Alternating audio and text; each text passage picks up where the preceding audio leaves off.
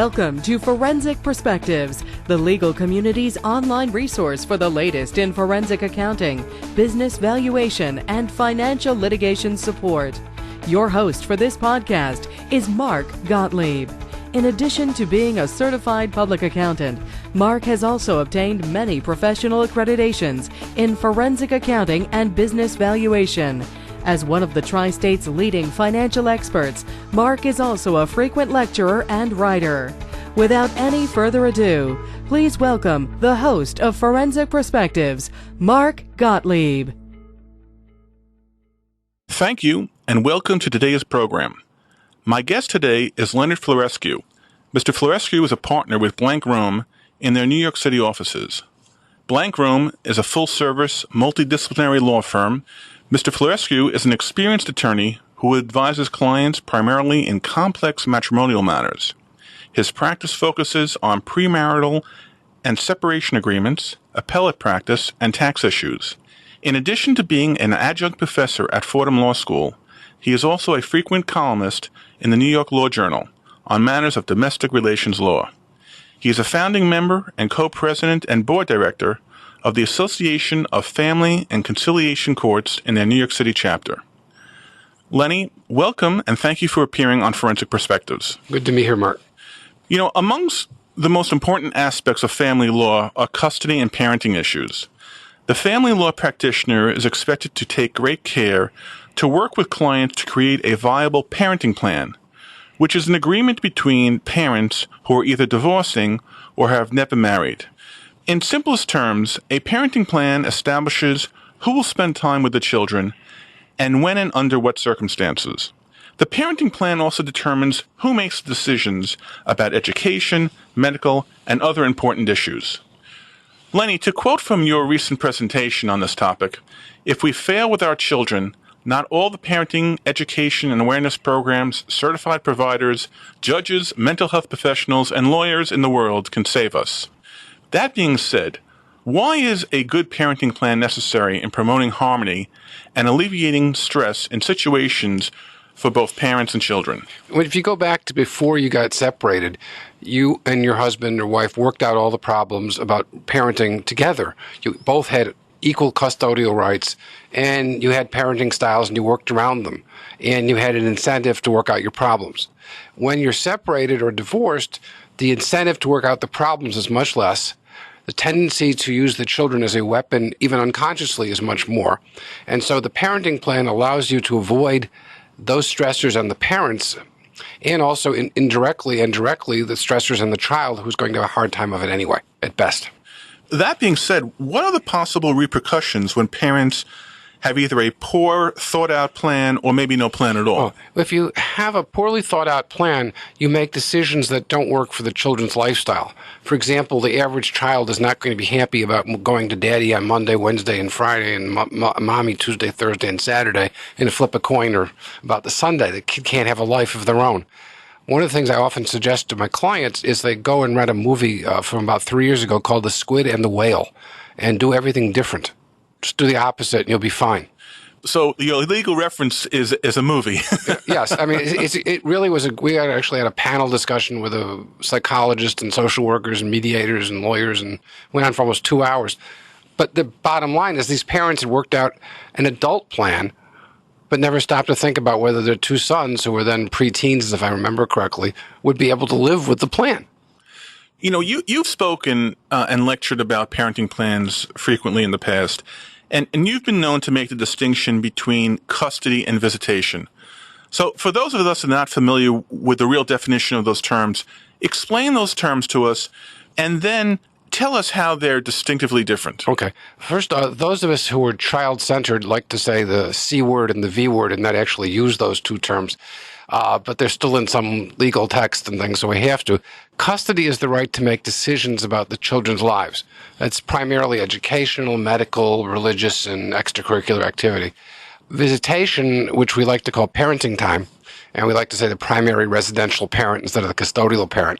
But parenting time is the determination of where the children are, and they are not necessarily contiguous with custody. One parent could have full legal custody, that is the right to make all decisions, but actually the two parents could share the time with the child equally. Do you find in present time that parents want to share these responsibilities, or do you often find that one parent will say, you want to do it, you do it, and I'll fulfill whatever role I want to or whatever the kids need? Phrased the way you just phrased it, I'm afraid I don't see that very often. If the parents have been sharing the responsibility pretty much all along, they tend to keep on doing that and want to have roughly equal time and roughly equal responsibilities for various areas.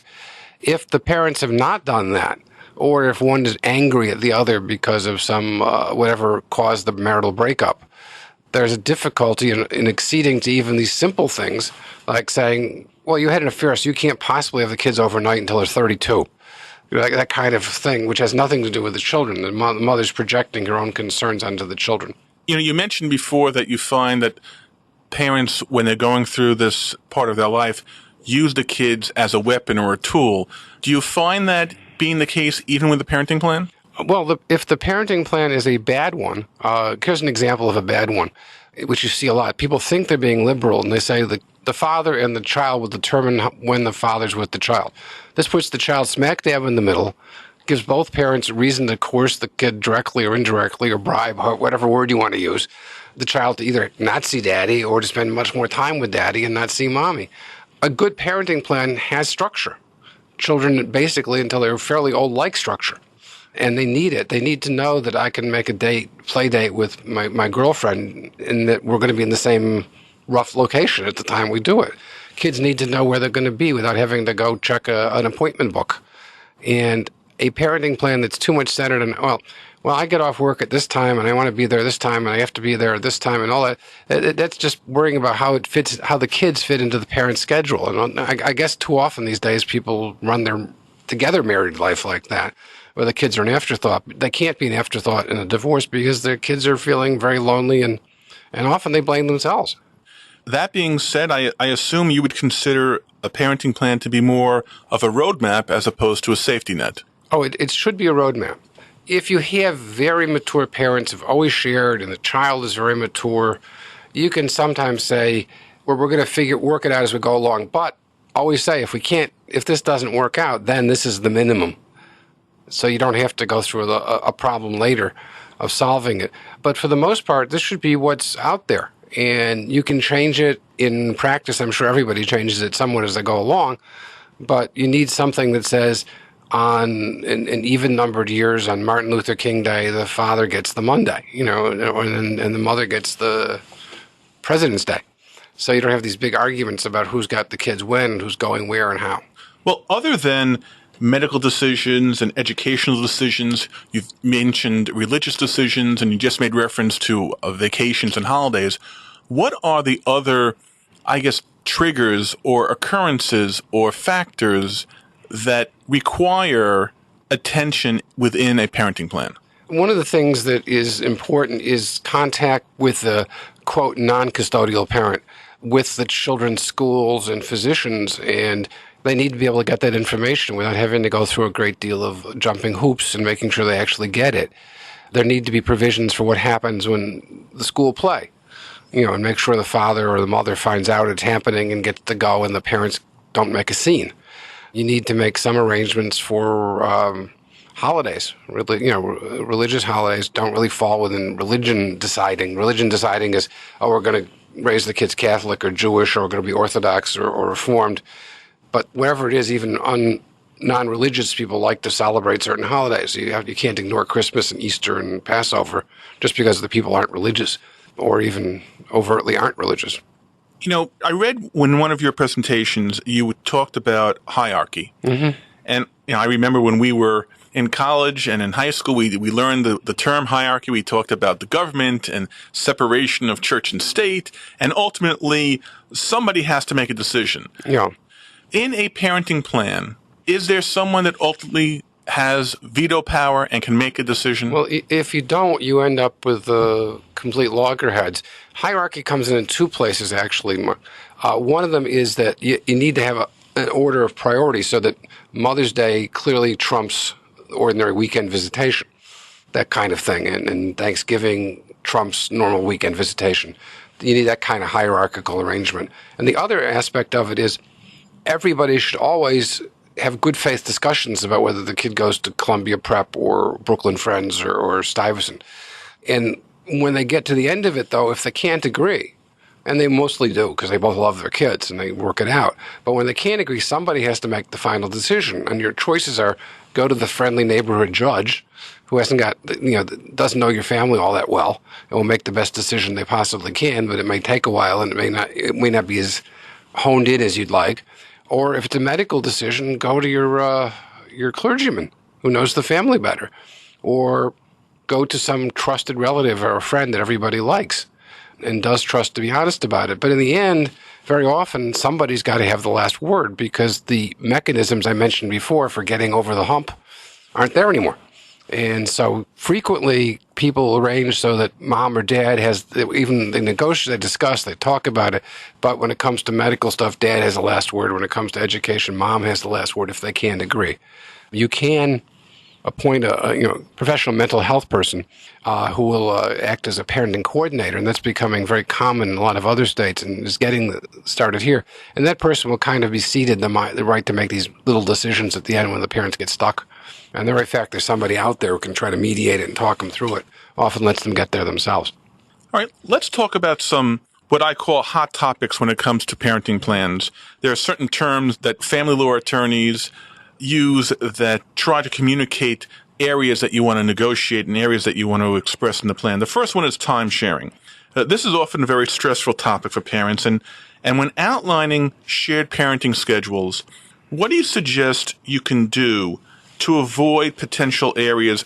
And I'm using the term stress a lot because I remember I was recently in New York Supreme Court in front of a judge, and the judge mentioned something to me while I was getting ready to prepare for my testimony, and I turned to the judge and I said, Your Honor, I rarely see people at their best and frequently see people at their worst. And that's probably the same for you, particularly when they're trying to schedule out parenting issues. So let's talk about time sharing. What do you suggest that they do? If they don't get along terribly well interpersonally, our psychologist friends suggest that you reduce the number of transfers and have them in a neutral place. For example, the Friday pickup should be at school, if possible, not at home. It also works for the kid because he doesn't have to go home to mommy's house and wait 3 hours for daddy to show up. It just works better for everybody. People, I think, generally prefer longer blocks with the child and fewer of them. So maybe 5 days and then nothing for 8 works better than sprinkling those 5 days around 2 weeks for most people. It gives the kid a little bit more place to be, allows the non-primary residential parent to help with homework and all those other things which are part of parenting. You can't necessarily do everything down the middle equally, even if you want to, because someone's professional obligations prevent that. It's a great idea to say dad gets 2 months in the summer, but if dad hasn't taken 2 weeks of vacation his entire working life, that's just not going to work.